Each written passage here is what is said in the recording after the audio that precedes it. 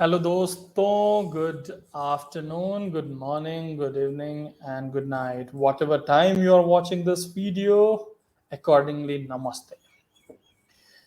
Welcome back to the session on Quant Guru, and today we are going to talk about 5 success principles to make you successful.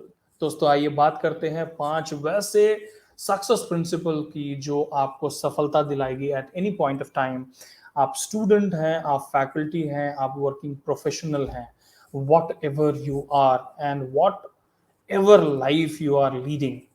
ये 5 वैसे मूल मंत्र हैं जो आपको success दिलाएगी ही दिलाएगी. जैसे 3 इडियट में बोलते हैं कि सफलता झक मार के आपके पास आएगी, राइट? तो उस तरीके की 5 ऐसी principles which will help you to become successful. तो देखिए दोस्तों, एक एक करके देखते हैं कौन सी हैं वो सफलता की कुंजी, which are the keys to success, mantra of success which can help us to become.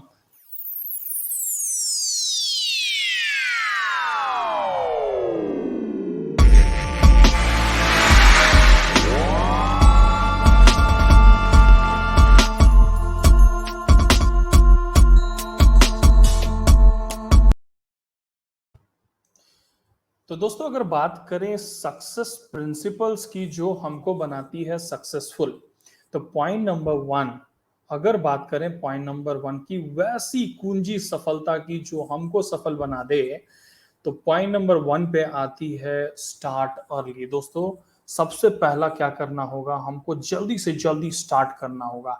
You would have heard, हमारे पास टाइम होता है कम, एक ही जीवन है. There is a life and there is a life span, right?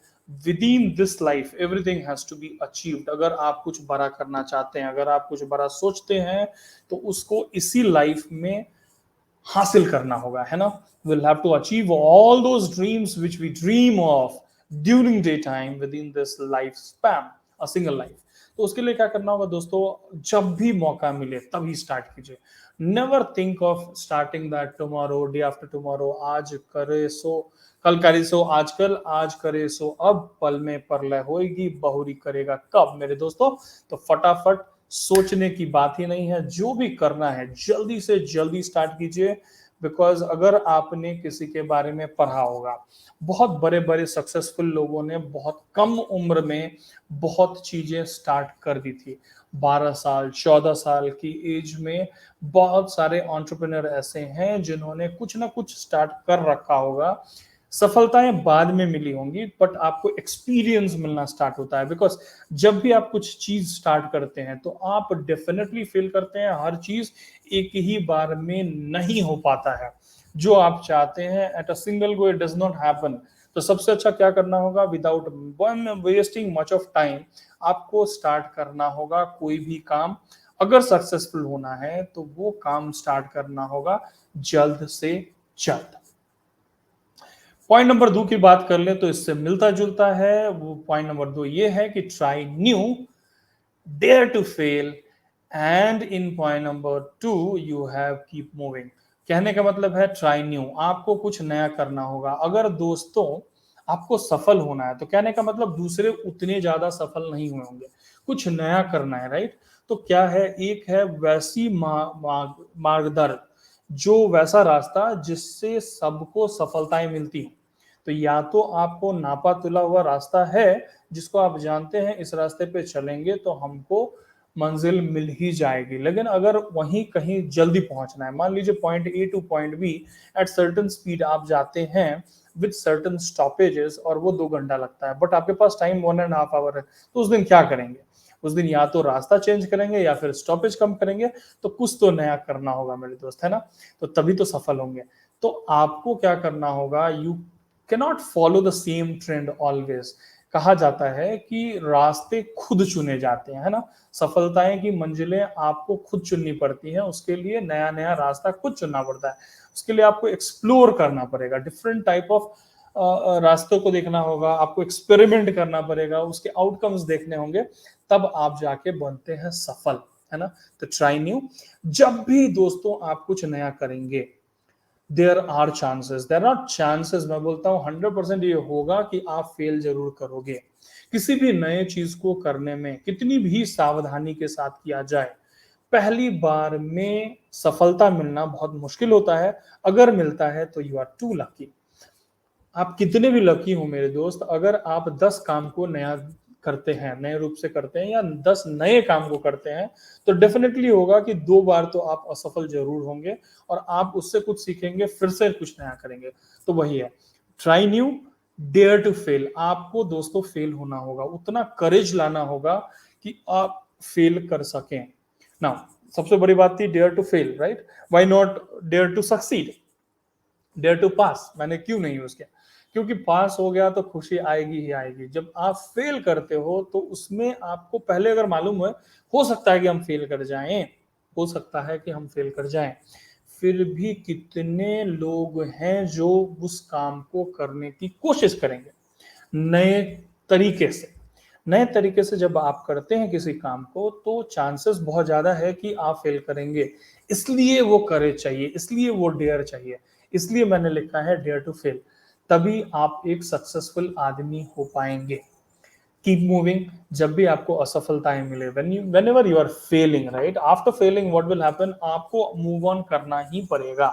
आपको नए एक्सपेरिमेंट्स करने होंगे, रास्ते चेंज करने होंगे। एक्सपीरियंशियल लर्निंग इसी को कहते हैं।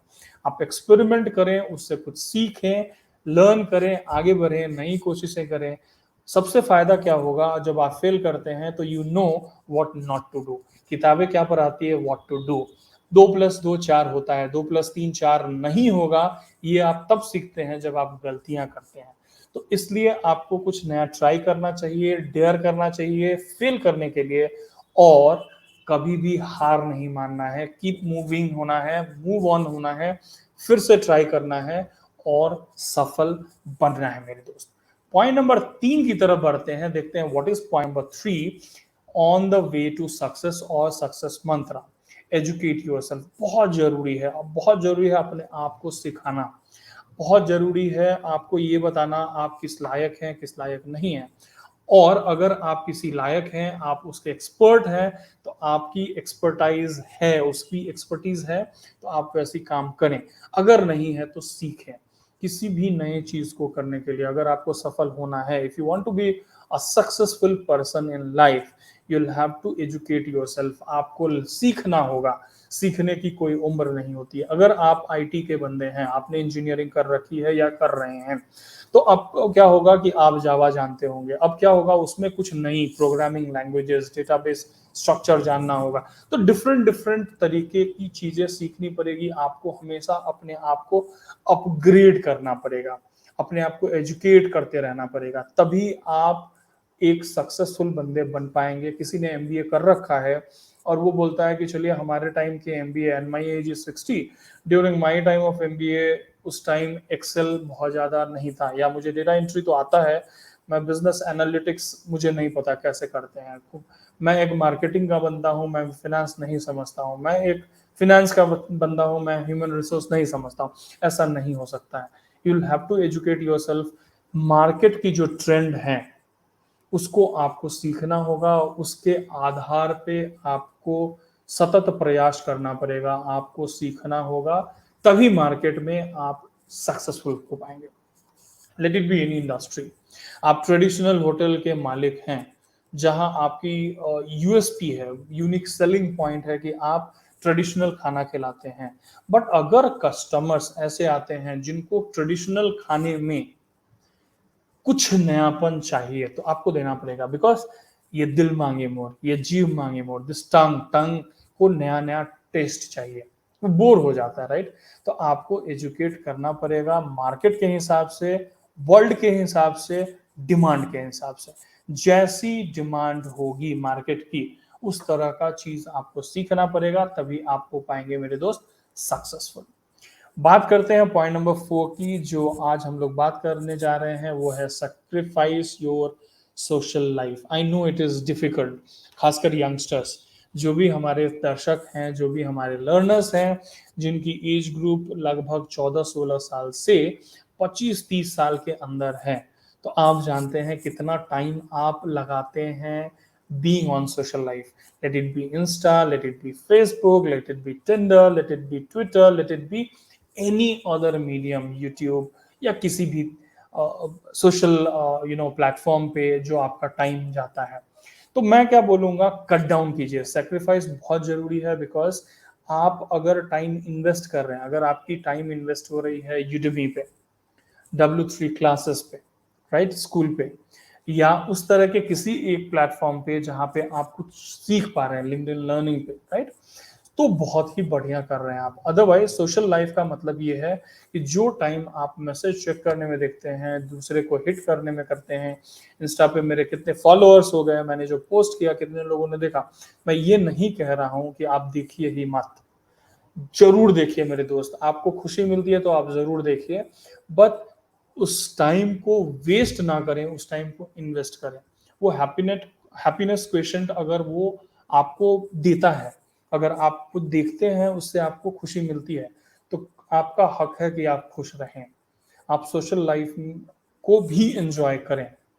बट डिजिटल सोशल लाइफ को सैक्रिफाइस करना पड़ेगा, या फिर सोशल लाइफ जो कि डिजिटल नहीं भी है, नॉन डिजिटल लाइफ की भी बात करें, अगर आप दोस्तों के साथ बहुत टाइम गुजारते हैं, टीवी सीरियल्स देखते हैं, फैमिली, वो सब को आपको कट शॉर्ट करना पड़ेगा अगर आप सक्सेसफुल होना चाहते हैं। बिकॉज आपके पास वही 24 घंटे होते हैं जो इस कंट्री के प्राइम मिनिस्टर के बाद, प्राइम मिनिस्टर क्या क्या कर लेते हैं, आईएएस ऑफिसर्स क्या क्या कर लेते हैं, आईपीएस ऑफिसर्स क्या क्या कर लेते हैं, उस टाइम में, उस 24 घंटे में हम क्यों नहीं कर पाते? And why do you crib always कि हमारे पास टाइम नहीं होता? असाइनमेंट मैंने नहीं किया बिकॉज हमारे पास टाइम नहीं था।